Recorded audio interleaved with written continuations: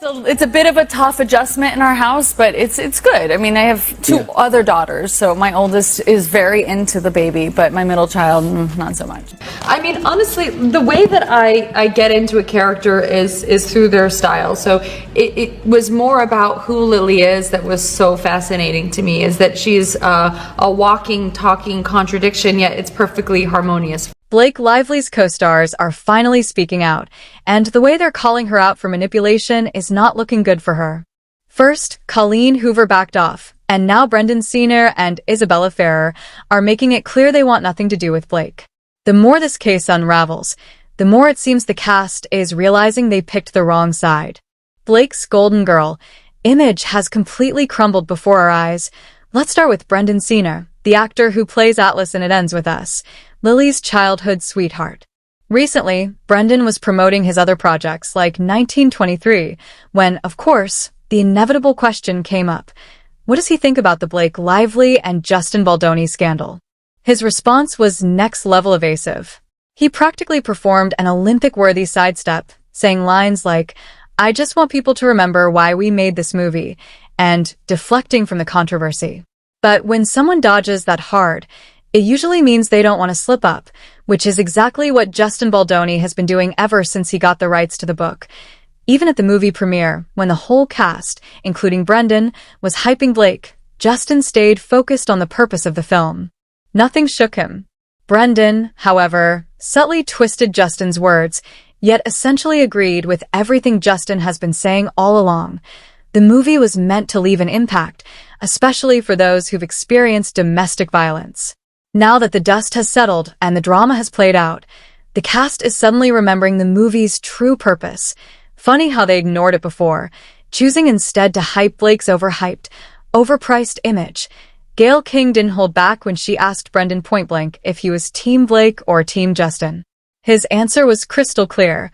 "I am Team It Ends With Us." That alone shows every last one of them has jumped ship. While they may avoid outright siding with Justin, it's clear they're keeping things neutral now, which is honestly how it should have been from the start. Let's rewind to December 2024. Brendan was fully backing Blake at that point. He even reposted her legal complaint against Justin Baldoni on Instagram, tagged her with a heart emoji, and basically said, "Believe Blake, no questions asked." Fast forward a few months and suddenly silence. People are asking what changed. Brendan's stance has shifted completely, and it's obvious now that the actor who once supported Blake is stepping back. On Wednesday, Brendan shared Blake's complaint on his Instagram story again and tagged her with a heart emoji, but this time, the tone felt different. Hollywood can turn on you fast. Initially, everyone assumed Blake was telling the truth simply because she was the bigger star, the more recognizable name. But public opinion has done a full 180.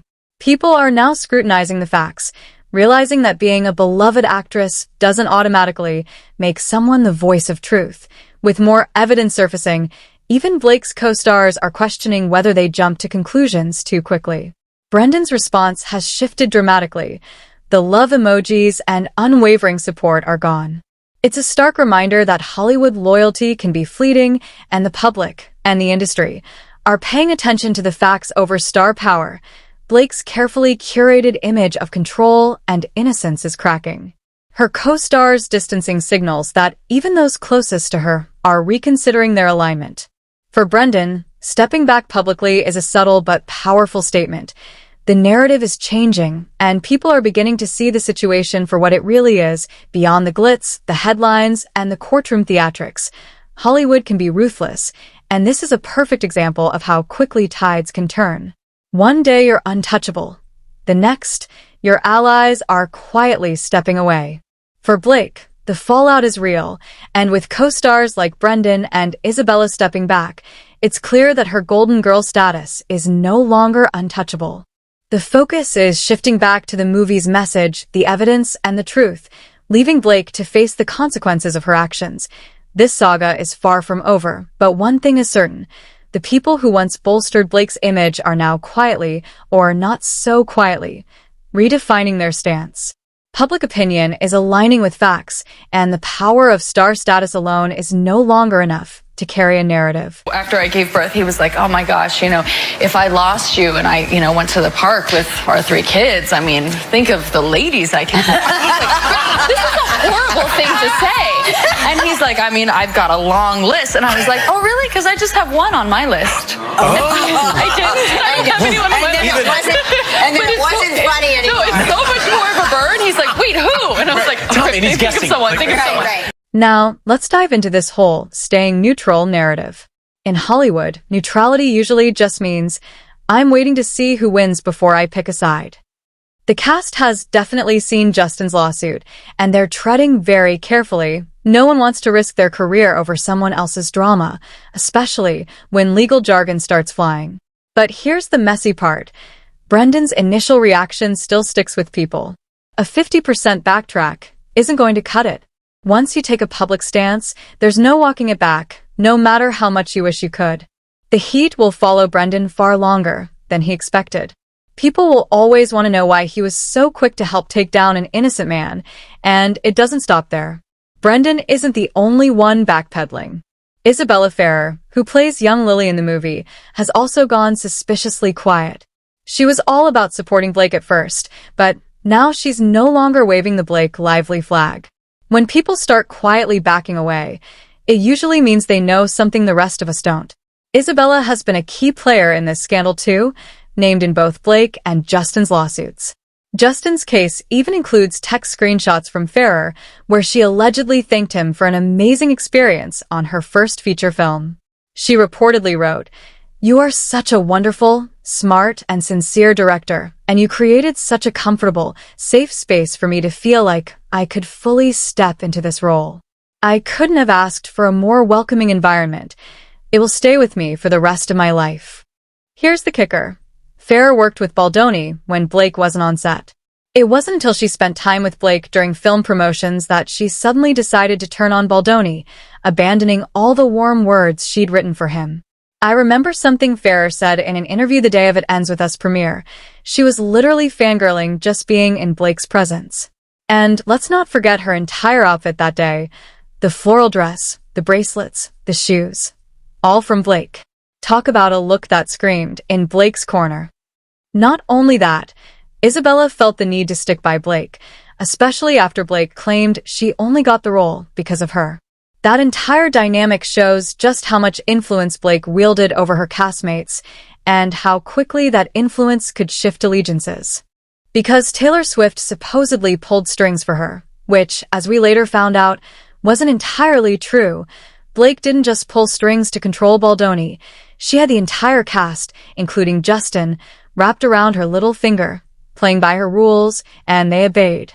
Isabella has been completely silent ever since Justin Baldoni started dropping those bombshells of evidence, and now most people believe that Brendan Senner and the rest of the cast originally jumped on Blake's side because it was the safe choice. I mean, let's face it, no one wants to be the one labeled as not believing a woman in these situations. But guess what? The tides have changed. Now that people are seeing how complicated this all really is, Brendan clearly doesn't want to go down with Blake's sinking ship. But let's talk about something else that's been making waves since Glenn's interview: the influence Blake had on the cast. And I'm not just talking about career perks. Her power over these people was on another level, way beyond anything Justin could have offered. If anything, Blake was able to pull off so much because even Justin realized he had to play nice with her. The stakes for him were just too high. You want to know how we got that Ryan Reynolds version of the rooftop scene in the first place? It was all a game of power, and Blake had the upper hand. Let's be real.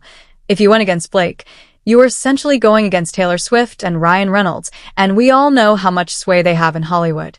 Blake knew exactly what she was doing by bringing them into the fold, people who can shut down an entire career with a single tweet or endorsement.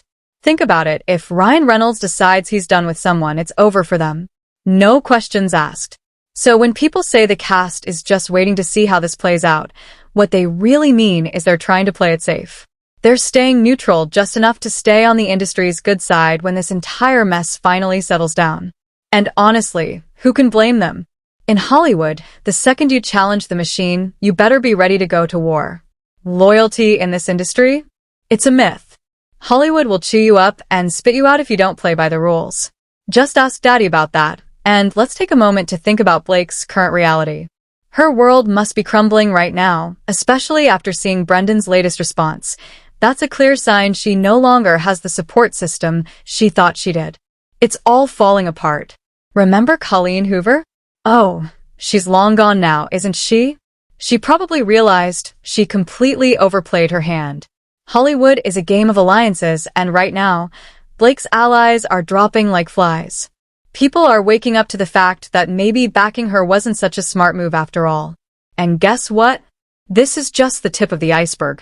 While Brendan and Isabella may be backpedaling, there's a huge twist coming. Blake's own publicist, Leslie Sloan, has made a formal request to be removed from this lawsuit mess. You heard that right, Leslie Sloan, the mastermind behind much of the PR chaos, wants out. Here's the thing. It's too little, too late. She knows the situation is about to get way worse, and she's trying to cut ties before it all goes up in flames.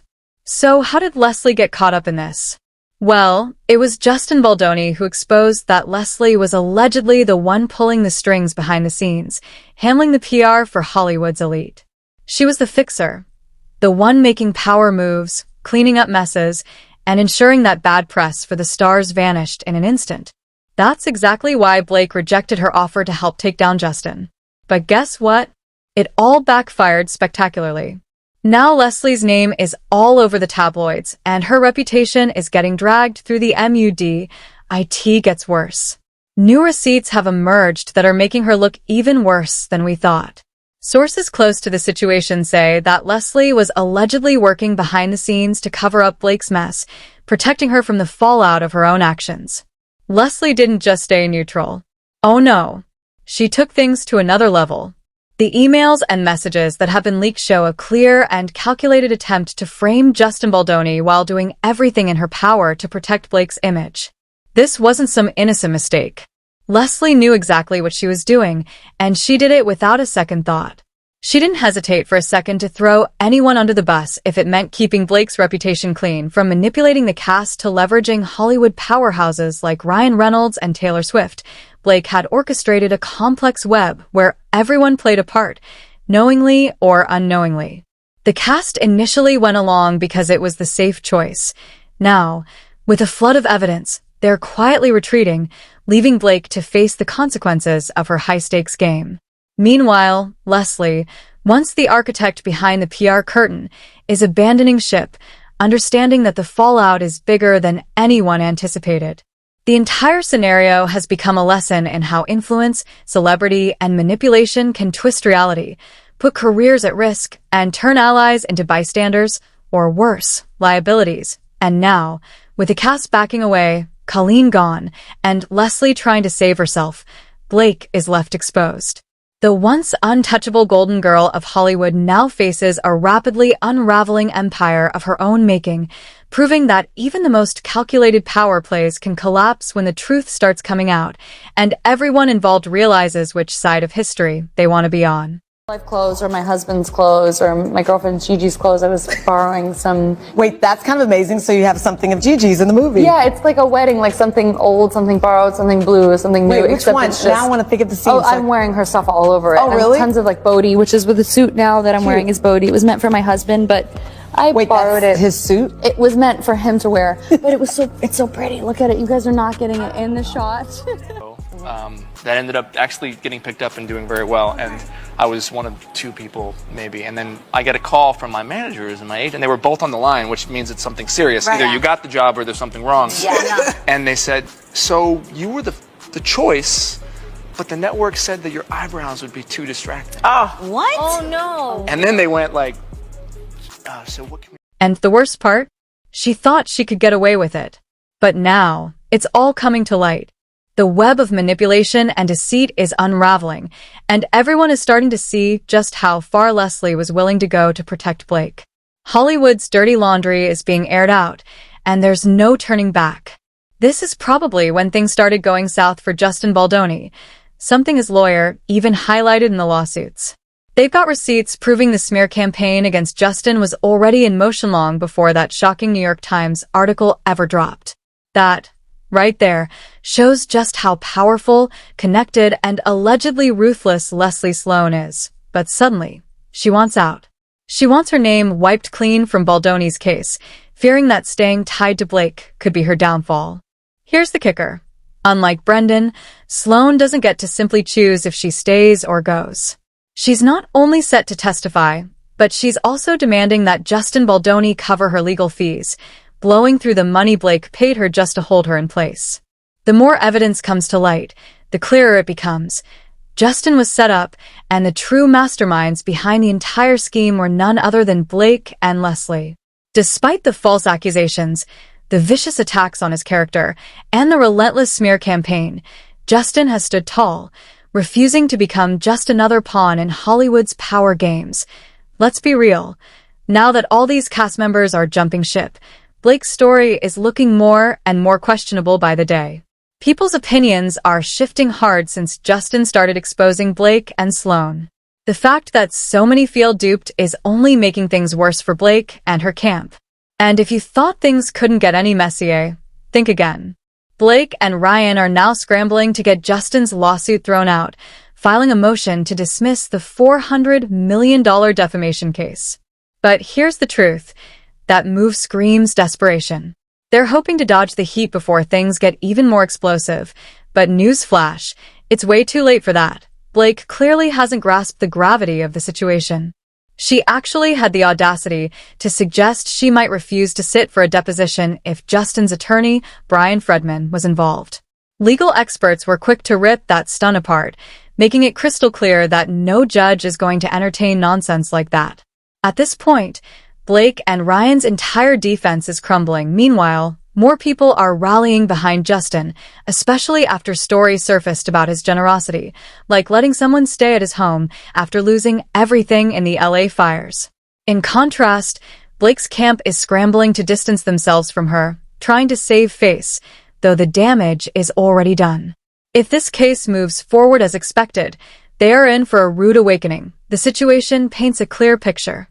The deeper the evidence comes out, the more exposed Blake and her inner circle are. The manipulation, the calculated moves, the attempt to control narratives and allies, it's all unraveling in real time. Now the public, the cast, and the industry are watching closely, and the stakes are higher than ever. So what do you think? Are people finally waking up to Blake's manipulation, or is there still more behind the scenes that we haven't seen yet? Drop your thoughts in the comments because this story is far from over. Don't forget to hit that subscribe button, turn on your notifications, and keep it locked here. I'll be updating you on every twist and turn because this drama isn't stopping anytime soon.